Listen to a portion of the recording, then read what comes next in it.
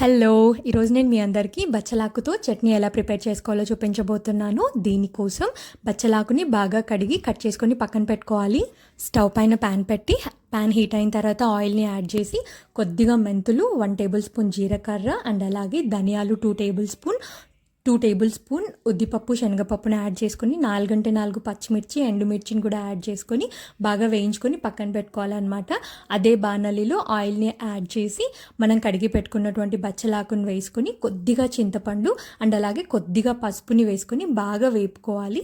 వేపుకున్న తర్వాత వీటిని చల్లార్చనిచ్చి మన రుచికి సరిపడా ఉప్పుని యాడ్ చేసి మిక్సీ పట్టుకోవాలన్నమాట. మిక్సీ కూడా మెత్తగా పట్టుకోకూడదు, బరకగా పట్టుకొని దాని తర్వాత మనము తిరగవాత వేసుకోవాలన్నమాట. తిరగవాతకి ఆవాలు, జీలకర్ర, ఎండుమిర్చి, కరివేపాకు అండ్ ఇంగువ. సింపుల్గా అయిపోతుంది.